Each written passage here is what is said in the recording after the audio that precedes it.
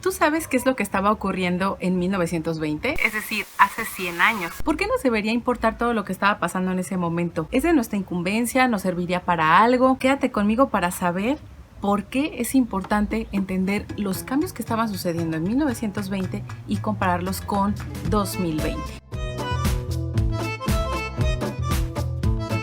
Hola, ¿cómo están? Espero que se encuentren muy bien. Yo soy Viridiana Rivera, bienvenidos de nuevo a mi canal. Y bueno, en esta ocasión vamos a hacer una especie de ejercicio comparativo entre lo que estaba pasando en 1920 y lo que está pasando en nuestra actualidad.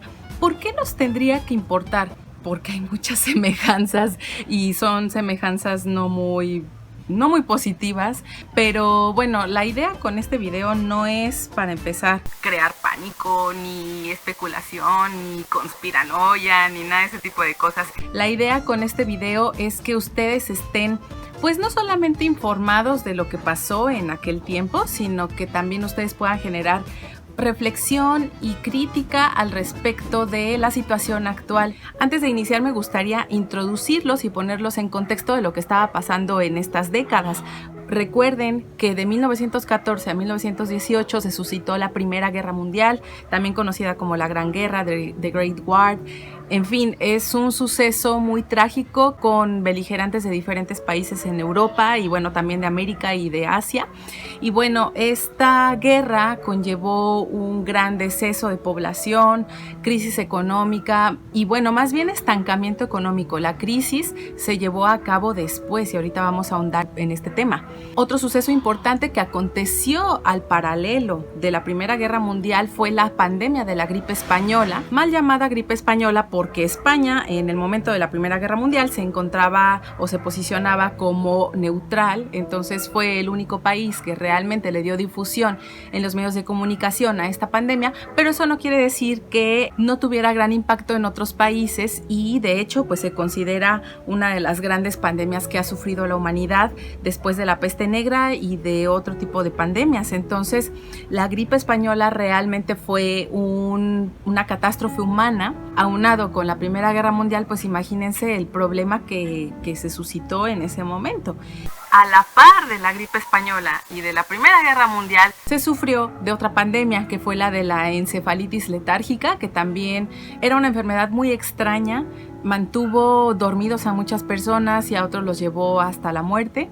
Y antes de que yo les cuente un poco sobre la crisis que se sufrió en esta época, en 1920, me gustaría nombrarles algunos hechos históricos que pues son importantes en cierto modo y que pueden tener también cierto paralelo con lo que estamos viviendo hoy en día. En enero de 1920 entra en vigencia el Tratado de Versalles, que fue ese acuerdo que pudo culminar con la Primera Guerra Mundial. En ese mismo mes hubo protestas en Alemania que llevaron a declararse como en estado de excepción. En enero Hitler cambia el nombre del Partido Obrero Alemán por el Partido Nacional Socialista Obrero Alemán. En abril se suscitó un ataque de los palestinos hacia los judíos en Jerusalén, se le conoce también como Pogromo de Jerusalén. Por otro lado, se independizan 3 países, Estonia, Lituania y Letonia, de Rusia. Se lleva a cabo los primeros movimientos de desobediencia civil en la India en contra del Imperio Británico. En Estados Unidos le gana un republicano a un demócrata, espero que no sea un mal presagio. Y bueno, además de todos estos hechos, en esta época se sufrió una depresión económica de 1920 a 1921. ¿Y en qué se tradujo esta depresión? Pues en un alto número de desempleo. ¿Y por qué había tanto desempleo? Porque a raíz de la guerra se irrumpió y hubo un deceso de los ingresos de la producción industrial.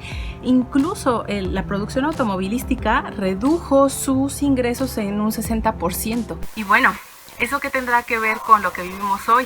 Pues bueno, también hay una gran recesión de la producción de la industria automotriz a tal punto que se deja sin empleo a muchas de las personas que trabajaban ahí.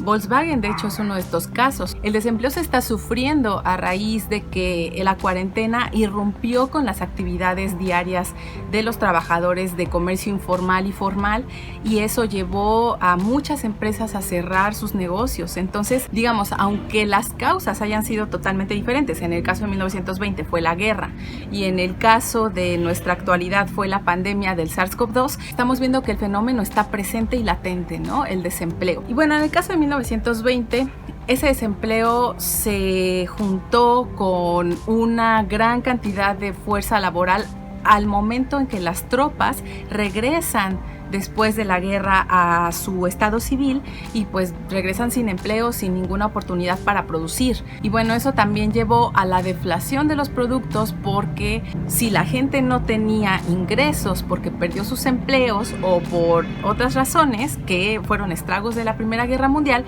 pues cómo iban a consumir, ¿no? Muchos de los productos y de las materias primas tuvieron que reducir sus precios. Hubo deflación del petróleo, del cobre y de otros productos, y esa misma deflación la estamos viviendo hoy en día. En estos meses se sufrió una deflación del petróleo a nivel internacional, incluso del oro. Se pensaba que el oro no iba a sufrir ninguna especie de deflación. Todos estos problemas pueden tener un punto de comparación, pese a que, insisto, las causales son totalmente diferentes, ¿no? Todo este problema económico finalmente termina con una gran prosperidad después de 1921. En 1922 el índice de desempleo se reduce y pues toda la economía mejora. Y bueno, entonces eso nos da un poco de esperanza para que nosotros podamos ver la luz al final del camino, ¿no? No ver todo tan perdido. Yo sé que el problema de la pandemia y todo lo que está sucediendo hoy en día está llevando a la crisis a muchas personas. Crisis no solamente económica, sino también emocional, porque pues mucha gente que pierde su empleo se deprime por no encontrar uno nuevo muy pronto, las deudas y un montón de cosas. La gente que puede confinarse o puede estar en autoconfinamiento, pues también sufre estos problemas psicológicos, emocionales, la distancia, el hecho de no convivir con tu familia ni con tus amigos, de no poder hacerlo por la situación. Todo eso pues lleva a un estado de crisis en general, ¿no? Pero pues esperemos que esta situación que estamos viviendo pase, ¿no?